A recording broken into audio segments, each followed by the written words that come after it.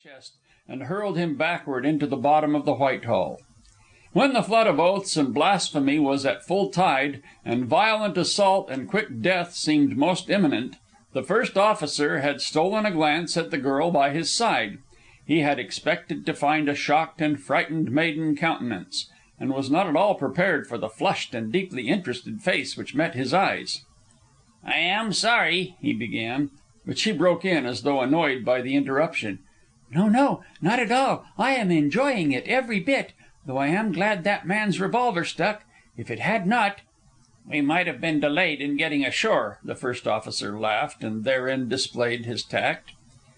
"That man is a robber," he went on, indicating the boatman, who had now shoved his oars into the water and was pulling alongside.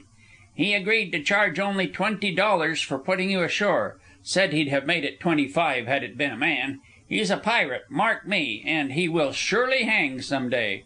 $20 for a half-hour's work. Think of it!" "Easy, sport, easy," cautioned the fellow in question, at the same time making an awkward landing and dropping one of his oars overside. "You've no call to be flinging names about," he added, defiantly, wringing out his shirt sleeve, wet from rescue of the oar. "You've got good ears, my man," began the first officer. "And a quick fist," the other snapped in. "And a ready tongue." "Need it in my business. No gettin' along without it among you sea sharks. Pirate, am I? And you with 1,000 passengers packed like sardines? Charge 'em double first-class passage, feed 'em steerage grub, and bunk 'em worse'n pigs. Pirate, eh? Me?" A red-faced man thrust his head over the rail above and began to bellow lustily.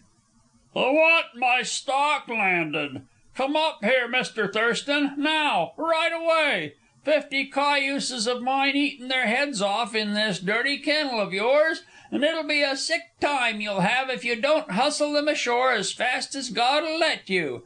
I'm losing $1,000 a day, and I won't stand it. Do you hear? I won't stand it. You robbed me right and left from the time you cleared dock in Seattle, and by the hinges of hell I won't stand it any more. I'll break this company as sure as my name's Thad Ferguson. Do you hear my spiel? I'm Thad Ferguson, and you can't come and see me any too quick for your health. Do you hear?" "Pirate, eh?" the boatman soliloquized. "Who, me?" Mr. Thurston waved his hand appeasingly at the red-faced man and turned to the girl. "I'd like to go ashore with you and as far as the store, but you see how busy we are. Good-bye, and a lucky trip to you. I'll tell off a couple of men at once and break out your baggage. Have it up at the store to-morrow morning, sharp." She took his hand lightly and stepped aboard. Her weight gave the leaky boat a sudden lurch, and the water hurtled across the bottom boards to her shoe tops, but she took it coolly enough, settling herself in the stern sheets and tucking her feet under her. "Hold on," the officer cried. "This will never do, Miss Welse. Come on back, and I'll get one of our boats over as soon as I can." "I'll see you in heaven first," retorted the boatman, shoving off. "Let go," he threatened.